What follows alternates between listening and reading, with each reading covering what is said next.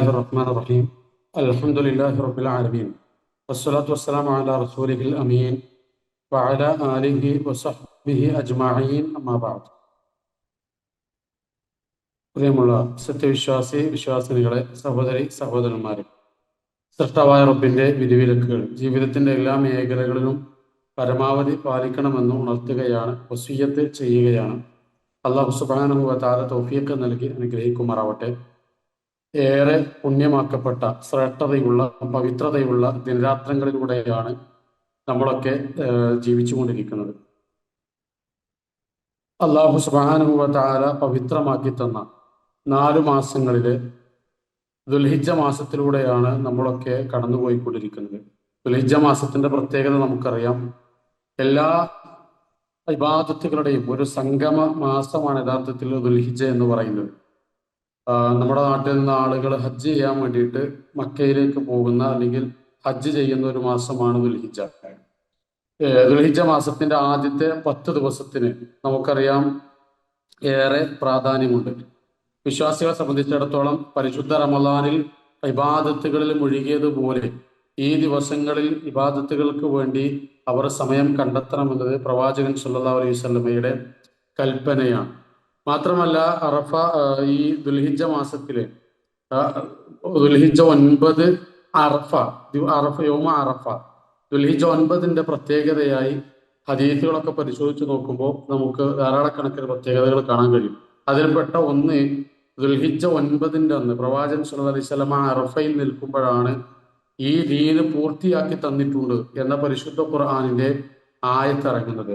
മാത്രമല്ല അല്ലാഹു സുബ്ഹാനഹു വ തആല നരകത്തിൽ നിന്ന് ഒരുപാട് പേരെ മോചിപ്പിക്കുന്ന ഒരു ദിവസം കൂടിയാണ് അറഫാ ദിവസം എന്ന് പറയുന്നത്. ആ അറഫാ ദിവസത്തിൽ നമ്മൾ നടത്തുന്ന പ്രാർത്ഥനയാണ് ഏറ്റവും ശ്രേഷ്ഠമായ പ്രാർത്ഥനയെന്നും പ്രവാചകൻ സല്ലല്ലാഹു അലൈഹി വസല്ലം നമുക്ക് പഠിപ്പിച്ചു തരുന്നുണ്ട്. ഖൈറു ദുആഉ യൗമി അറഫ, ഏറ്റവും ശ്രേഷ്ഠമായ പ്രാർത്ഥന അത് അറഫാ ദിവസത്തിൽ നമ്മൾ നടത്തുന്ന പ്രാർത്ഥനയാണ് എന്നാണ്. ഇങ്ങനെ ഹദീസുകൾ പരിശോധിക്കുമ്പോൾ യൗമ അറഫ എന്ന പ്രയോഗം നമുക്ക് ധാരാളമായിട്ട് കാണാൻ കഴിയും. ഇവിടെ ഈ അറഫ ദിവസവുമായി ബന്ധപ്പെട്ട് നമ്മുടെ ഇടയിൽ ഒരുപാട് ചർച്ചകളും ഒരുപാട് തെറ്റിദ്ധാരണകളും ഒക്കെയുണ്ട്. ആ തെറ്റിദ്ധാരണ മാറ്റുക എന്നതാണ് യഥാർത്ഥത്തിൽ ഇന്നത്തെ ദിവസം കൊണ്ട്, ഇന്നത്തെ ഫലക്ക് കൊണ്ട് നമ്മൾ ഉദ്ദേശിക്കുന്നത്.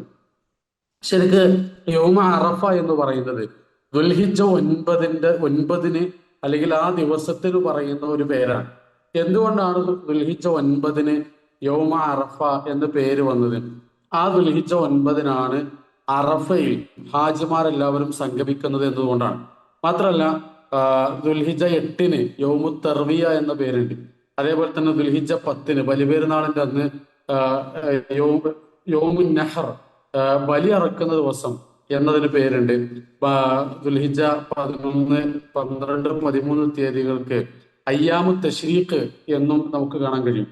ഇതുപോലെയുള്ള യൗമു തർവിയ, അതേപോലെ തന്നെ യൗമുൻ നഹർ, അയ്യാമു തശ്രീഖ് എന്നൊക്കെ ദുൽഹിജ്ജ മാസത്തിലെ 8, 10, 11, 12, 13 തീയതികൾക്ക് പേര് വന്നതുപോലെ ദുൽഹിജ്ജ 9ന് ഹദീസുകളിൽ വന്ന പേരാണ് യഥാർത്ഥത്തിൽ യൗമ അറഫ എന്ന് പറയുന്നത്. ഏതുപോലെ വെള്ളിയാഴ്ച ദിവസത്തിന് യൗമുൽ ജുമുഅ എന്ന് പറയുന്നത് പോലെ. അപ്പൊ ചില ആളുകൾ വിചാരിച്ചത് ഈ അറഫ നോമ്പുമായി ബന്ധപ്പെട്ട് ചില ആളുകളൊക്കെ നമ്മുടെ നാട്ടില് തെറ്റിദ്ധാരണ ഉണ്ടാക്കുന്നത് അറഫയിൽ ആളുകൾ സംഗമിക്കുമ്പോൾ അവരോടുള്ള ഐക്യദാർഢ്യമാണ് യഥാർത്ഥത്തിൽ നാട്ടിലുള്ള ആളുകൾ നോമ്പെടുക്കുന്നത് എന്നാണ്. അവിടെ നമ്മൾ മനസ്സിലാക്കേണ്ടത് യഥാർത്ഥത്തിൽ ഇസ്ലാമിന്റെ ഒരു ഇബാദത്തും ഒരാളോടും ഐക്യദാർഢ്യം പ്രഖ്യാപിച്ചുകൊണ്ടല്ല. അങ്ങനെ ഒരു സംവിധാനം അല്ലെങ്കിൽ അങ്ങനെ ഒരു സമ്പ്രദായം ഇസ്ലാമിലില്ല എന്നതാണ്. നിങ്ങൾ ആലോചിച്ചൊക്കെ, ഇനി അങ്ങനെയാണെങ്കിൽ 2 പ്രശ്നങ്ങൾ നമ്മുടെ മുമ്പിലുണ്ട്. ഒന്ന്, അറഫയിൽ ആളുകൾ സംഗമിക്കാത്ത ഒരവസ്ഥ വന്നാലോ, ഇപ്പോൾ നമ്മുടെ കോവിഡ് കാലഘട്ടം നമുക്കറിയാം, ഒരുപാട് പ്രശ്നങ്ങളൊക്കെ ഉണ്ടായിരുന്നു. അതുപോലെ അറഫയിൽ ഒരു വർഷം ആളുകൾക്ക് സംഗമിക്കാൻ കഴിയാത്തൊരവസ്ഥ വന്നാൽ ആ വർഷം ആളുകൾ അറഫ നോമ്പ് എടുക്കണ്ടേ? നമ്മൾ ചിന്തിക്കേണ്ട ഒരു വിഷയമാണ്. രണ്ടാമത്തെ ഒന്ന്, അറഫ ദിവസത്തിന്റെ ഐക്യദാർഢ്യമാണ് എങ്കിൽ അന്നത്തെ ദിവസം ആളുകളോട് അല്ലെങ്കിൽ അറഫയിൽ സംഗമിക്കുന്ന ആളുകളോട് നമ്മൾ പ്രഖ്യാപിക്കുന്ന ഐക്യദാർഢ്യമാണെങ്കിൽ നമ്മൾ മനസ്സിലാക്കേണ്ടത് UTC, കോഓർഡിനേറ്റഡ് യൂണിവേഴ്സൽ ടൈം എന്നാണ് പറയുന്നത്. അതായത് ഇപ്പോ 2025 അറഫ നമ്മൾ എടുത്ത് പരിശോധിക്കുക. 2025 മെയ് 30-നായിരുന്നു അറഫ, അല്ലെങ്കിൽ 2025 മെയ് 30 വെള്ളിയാഴ്ച രാവിലെ 11 മണി ആണെങ്കിൽ ഉള്ള സമയം UTC ടൈം പ്രകാരം 2025 മെയ് 30 വെള്ളിയാഴ്ച രാവിലെ 11 മണി കണക്കൂട്ടുക. ആ സമയത്ത് സൗദിയിൽ രാവിലെ 11 മണിയാണ്, വെള്ളിയാഴ്ച 11 മണിയാണ്. എന്നാൽ ഇന്ത്യയിൽ അതേ സമയം ഉച്ചയ്ക്ക് 1:30 മണിയാണ്, 1:30. ഇത് നേരെ മാർക്ക് ഒണാലസ്ക എന്ന് പറയുന്ന രാജ്യത്ത് നമ്മുടെ നാട്ടിൽ വെള്ളിയാഴ്ച രാവിലെ 1:30 മണിയാകും, ഉച്ചക്ക് 1:30 മണിയാകുമ്പോൾ ഈ പറഞ്ഞ രാജ്യത്ത് US എന്ന് പറയുന്ന ഒണാലാസ്ക എന്ന് പറയുന്ന രാജ്യത്ത് വ്യാഴാഴ്ച രാത്രി 11 മണിയാണ്. ആലോചിച്ചൊക്കെ 10 മണിക്കൂറിന്റെ വ്യത്യാസമാണ്.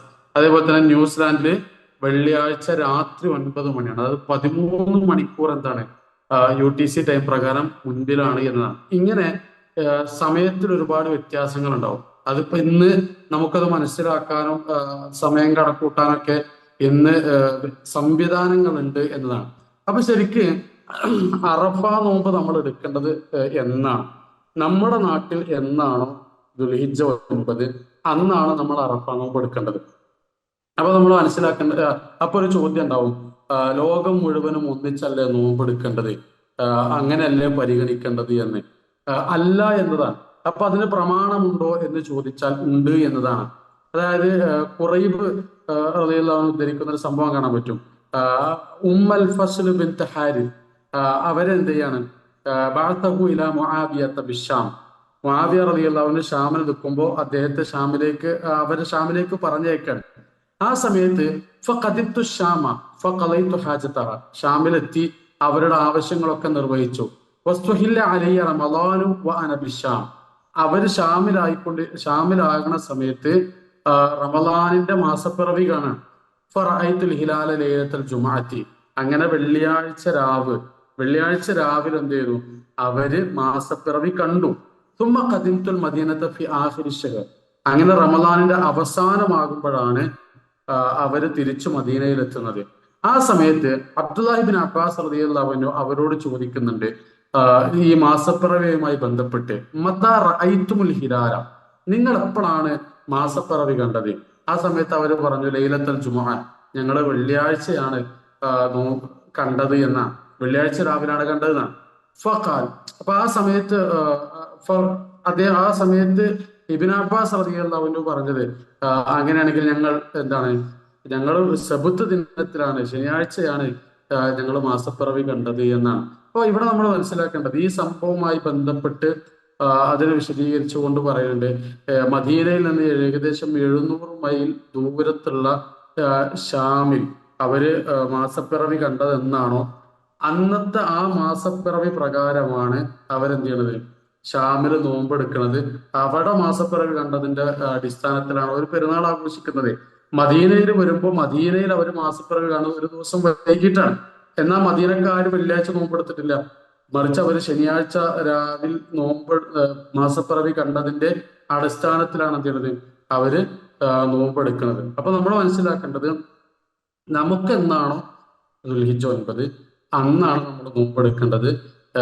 യൗമുൽ ജുമുഅ എന്ന് വെള്ളിയാഴ്ചക്ക് പേര് വന്നതുപോലെ, അന്ന് ജുമുഅ നടന്നിട്ടില്ലെങ്കിലും വെള്ളിയാഴ്ചക്ക് യൗമുൽ ജുമുഅ തന്നെയാണ് പറയാം എന്നതുപോലെ, ദുൽഹിജ്ജ 9 അറഫയിൽ ആളുകൾ സംഗമിച്ചിട്ടില്ലെങ്കിൽ പോലും ദുൽഹിജ്ജ 9 യൗമ അറഫ എന്ന് തന്നെയാണ് പേര്. അതാണ് നമ്മൾ മനസ്സിലാക്കേണ്ടത്. അതുകൊണ്ട് അസ്സൗമു യൗമ തസൂമൂൻ, ആളുകൾ എന്നാണ് നോമ്പെടുക്കുന്നത് അന്ന് നമ്മൾ നോമ്പെടുക്കുക. വൽഫിത്റു യൗമ തുഫ്തിറൂൻ, ആളുകൾ എന്നാണോ പെരുന്നാൾ ആഘോഷിക്കുന്നത് അന്ന് നമ്മൾ പെരുന്നാൾ ആഘോഷിക്കുക.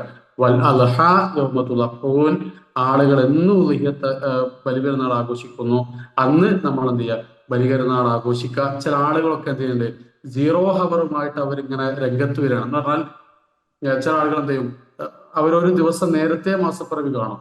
അപ്പൊ അവർക്ക് റമളാൻ 30 ആകുന്ന സമയത്ത്, എന്ന് പറഞ്ഞാൽ അവരുടെ പെരുന്നാളിന്റെയും നോമ്പിന്റെ ഇടയ്ക്ക് ഒരു ദിവസത്തെ ഒഴിവുണ്ടാവും. അത് 0 ഹവറായിട്ട് അവര് പ്രഖ്യാപിക്കുകയും എന്നിട്ട് ആളുകളൊക്കെ കൂടെ എന്നാണോ പെരുന്നാൾ ആഘോഷിക്കുന്നത് അന്ന് പെരുന്നാൾ ആഘോഷിക്കുന്ന സംവിധാനമൊക്കെ ഉണ്ട്.